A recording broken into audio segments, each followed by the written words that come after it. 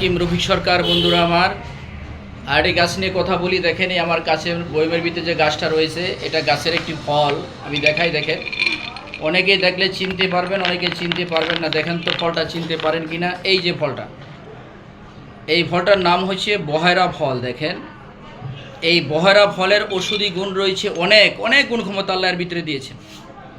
এখন এই একই ফলের ভিতরে অনেক গুণ ক্ষমতা, আমি দুইটার কথা বলে দেই। এই ফলটা দেখেন, এটার মাংস যদি কোনো মানুষ খেতে পারেন, যদি মাংস কোনো ব্যক্তি খেতে পারেন, যারা বলেন আমার পায়খানা কষা হয়ে গেছে, পায়খানা ক্লিয়ার হয় না, 2 দিন 3 দিন 4 দিন 5 দিনে পায়খানা হয়, এই যে দেখেন এই মাংসটা, এটা এই যে ছুলকাটা রয়েছে এই গাছের, এটা গুঁড়া করে পাউডার করে যদি আপনি 1 চামচ করে খান, 7 দিন খেলে ইনশাআল্লাহ নরম পায়খানা হবে, পায়খানা নিয়মিত ক্লিয়ার হবে। এখন বুঝেন, এখন এই ফলের ভিতরে বীজটা রয়েছে। দেখেন যাদের ডায়রিয়া এবং পাতলা পায়খানা হয়ে যায়, সর্বক্ষণ পায়খানা হইতেছে, ওষুধে পায়খানা বন্ধ হচ্ছে না, দেখেন এই গাছের একটা কাঁচা ফল যদি আপনি এই ভিতরের দানাটা, এই দেখেন ভিতরের বীজটা, এই বীজটা সেই সাথে যদি চাবাইয়া খান, খাওয়ার 10 মিনিট পরে পায়খানা আপনার বন্ধ হবে। দেখেন এই গাছের আপনি ছাল খাইলে পায়খানা ক্লিয়ার হবে, পায়খানা ক্লিয়ার হবে, এবং এর বীজই খাইলে পায়খানা, দেখেন